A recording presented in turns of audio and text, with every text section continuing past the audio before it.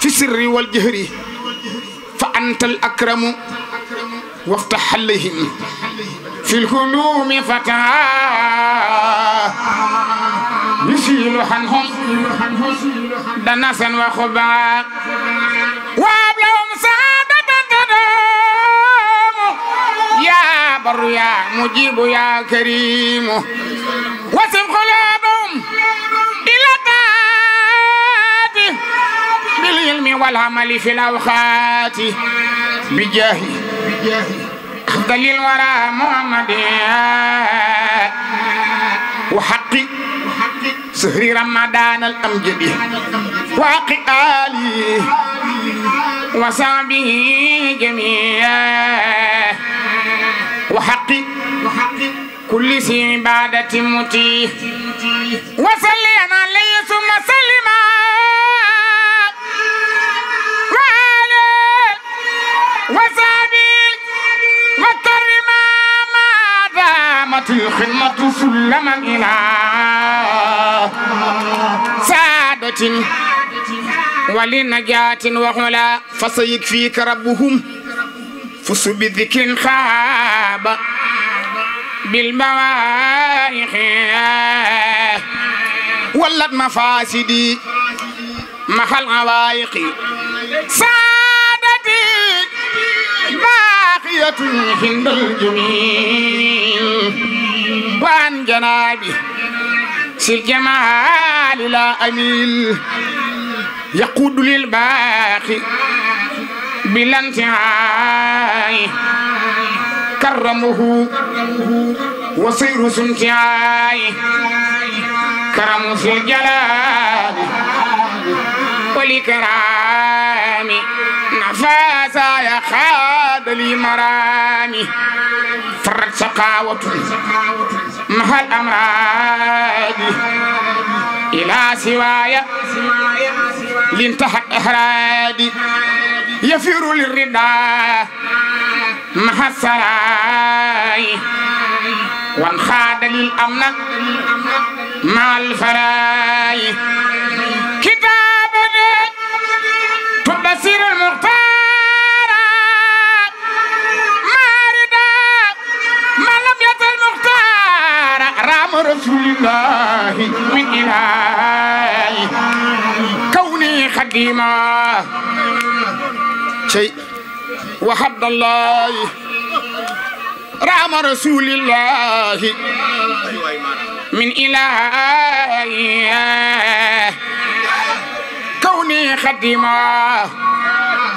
وحد الله رام رسول الله من إلهي كوني خديما وحد الله بركة المختار ليس تسلبا صلى عليه من رداه أطلبه بركة القرآن لي خمسات وإنا إلى حياة تسعد هداني الذي إليه صلبا كتابا ولي قلاتي غلبا ملكني الداهي بالموائح كتابه وغاب بالعوائق حام سهدوا لي حدم التوجيه مكاري القدر من جكسس لأبدا مع القدر إلا يوجه الكريم باخي بالأراضين صفي واتباخي مارمكو من حب جاء صلى عليه بسلام يسوى سهد لي ربي بأني عبدا لو خديم للنبي ويبدو هدم بنيته أسايا الله يحسن الذي شيء لا إله إلا الله يخشي الذي ناس عن الإله دون مكاتب العبادات ما تقربي كل المسايا جمع وادخل الذي يحبني يبيض يوم وجوه سحدا تبيض أجر الذي ناساني ولم يطاق سقاوة تدوم في أم الكتب لبان أن منتهى وسيلتي صلى عليه واهب الوسيلة يجدني عند مليك مقتدر كل ولي للجنان يبتدر ما بقمة بالأولياء هل يماردا مفيد نيليا كرمني الكريم والمكرم بجاهي من هو النبي المكرم رضي عني الله والمختار وحميت كليتي أستار من لم يوافقني في الذي نفاه ربه إلى ما لا يحب حداني الهادي فلا أدل فمن يوافقني فلا يدل عني ما سوى رداه الأكبر باق أتاني منه خير الزبور إلى سواي كل من عاداني بصرف باق شكره عاداني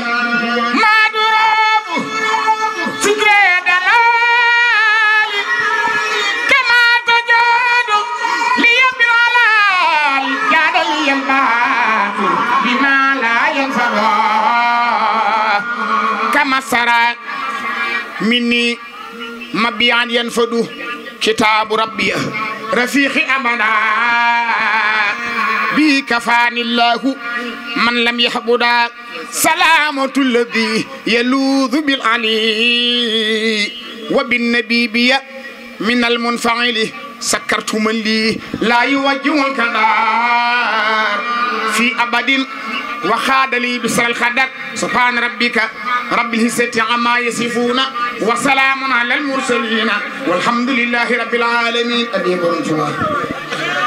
ngeen bëgg publicité ngeen bëgg annonce avant première ngeen am cant bëgg mu siiw màggal jàppale ni Ndiaye Pro barab bii di barabu communication di ngeen si ànd ak Khadim Ndiaye bu ngeen amee lu ngeen di liggéeylu bu ngeen amee avisé communiqué bëgg ko jàllale filmé bu mucc ayib lépp lu ngeen def comme prestation jëm si wàllu audiovisuel contacte leen Khadim Ndiaye borom Ndiaye Pro mi ngi si route de Belel jàkkaarloog boulangerie Gaynde Fatma woote leen gaaw si 77 325 68 20 77 325 68 20 boo bëggee